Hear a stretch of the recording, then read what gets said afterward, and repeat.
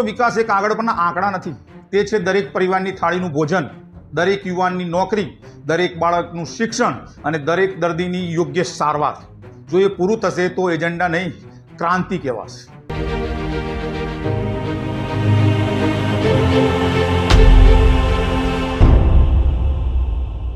નમસ્કાર મિત્રો, તમારું સ્વાગત છે ધ ટ્રેન્ડિંગ ટોકના ગુજરાતી પ્લેલિસ્ટ ટ્રેન્ડિંગ ગુજરાતમાં. તમે જોડાઈ રહ્યા છો સંજય પટેલ સાથે. મિત્રો, 75 લાખ નોકરીઓ અને 10 વર્ષમાં 12 ગણો વિકાસ. આ માત્ર આંકડા નથી, આ છે વચનો, મોટા વચનો, બહુ મોટા વચનો. પરંતુ પ્રશ્ન એક જ છે, શું આ વચનો સાચે પૂરા થશે? મિત્રો, આજે ગુરુવાર 16 ઓક્ટોબર 2025, ગઈકાલે ગાંધીનગરના મહાત્મા મંદિરમાં એક મહત્વપૂર્ણ કાર્યક્રમ યોજાયો. મુખ્યમંત્રી ભૂપેન્દ્ર પટેલે એક દસ્તાવેજ જાહેર કર્યો, એક એવો દસ્તાવેજ જે આગામી 10 વર્ષમાં ગુજરાતીઓ માટે દિશા નક્કી કરશે અને દશાએ નક્કી કરશે. તેનું નામ છે ગુજરાત @75 એજન્ડા ફોર 2035. પરંતુ મિત્રો, આ ચર્ચા સામાન્ય નથી, કારણ કે આ વખતે માહોલ અલગ છે. ગુજરાતમાં માત્ર 3 દિવસ પહેલા 13 ઓક્ટોબરે મુખ્યમંત્રી ભૂપેન્દ્ર પટેલ દિલ્હી ગયા હતા. મોડી રાત સુધી પ્રધાનમંત્રી નરેન્દ્ર મોદી સાથે અને ગૃહમંત્રી અમિત શાહ સાથે ઘણું મંથન કર્યું હતું. શાના માટે તમને ખબર છે, ટૂંક સમયમાં મંત્રીમંડળમાં ફેરફાર થવાનો છે. અને પછી 15 ઓક્ટોબરે પણ રાજ્યપાલ આચાર્ય દેવવ્રત પોતાનો પ્રવાસ ટૂંકાવીને પરત આવ્યા હતા. એટલે મિત્રો, સ્પષ્ટ સંકેત છે કે ગાંધીનગરમાં મોટો રાજકીય ફેરફાર આવવાનો છે અને એની તડામાર તૈયારીઓ ચાલી રહી છે. અને એ જ સંજોગોમાં આ વિકાસ એજન્ડા જાહેર થયો. તો શું માત્ર આ સંયોગ છે કે મોટી રાજકીય વ્યૂહરચનાનો એક ભાગ? આજે આપણે આ બધી વાતો સમજવાની છે, એકદમ સ્પષ્ટતા સાથે, નિષ્પક્ષતા સાથે અને પ્રશ્નાત્મક દ્રષ્ટિકોણથી. કારણ કે આ તમારા ટેક્સના પૈસા છે, આ તમારા બાળકોનું ભવિષ્ય છે અને આ તમારો અધિકાર છે સત્ય જાણવાનો. તો મિત્રો, ગુજરાત @75 એજન્ડા ફોર 2035 આ એક વ્યાપક વિકાસ યોજના છે. તો મિત્રો, આ યોજના તૈયાર કરી છે ગુજરાત રાજ્ય ઇન્સ્ટિટ્યુશન ફોર ટ્રાન્સફોર્મેશન, ટૂંકમાં કહીએ તો GRIT.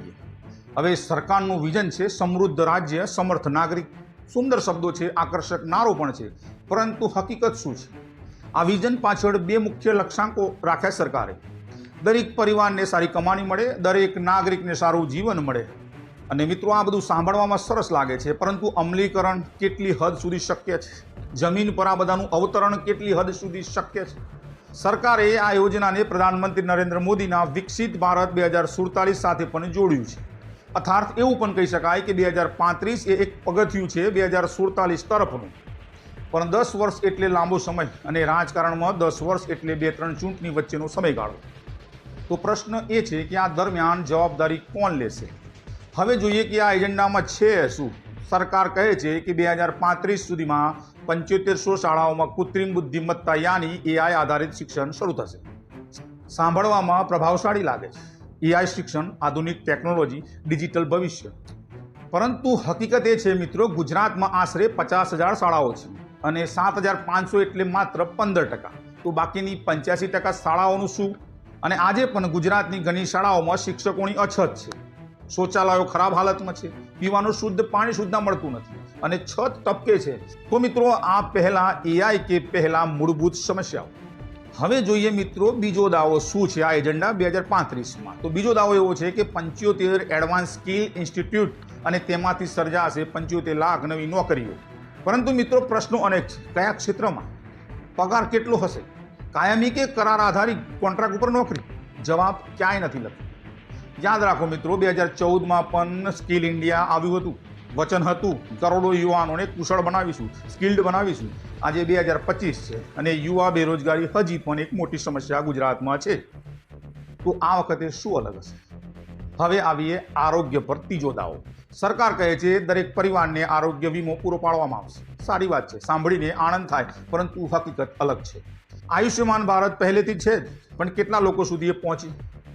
હાલમાં સરકારી હોસ્પિટલોની હાલત ખરાબ છે.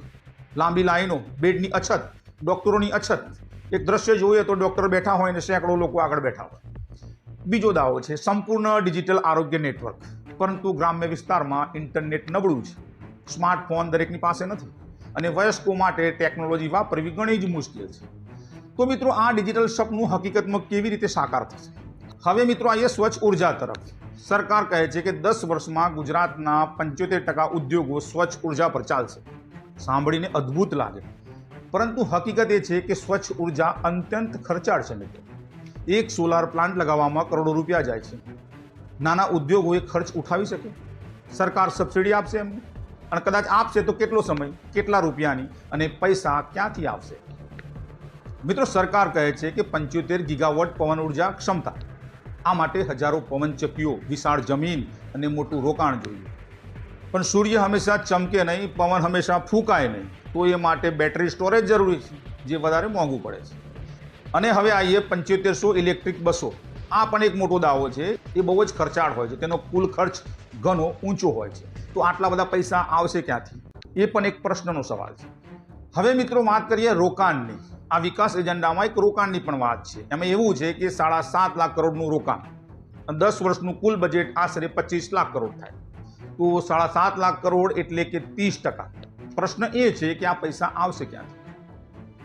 સરકારની આવક વધશે કે પછી કર્જ લેશે?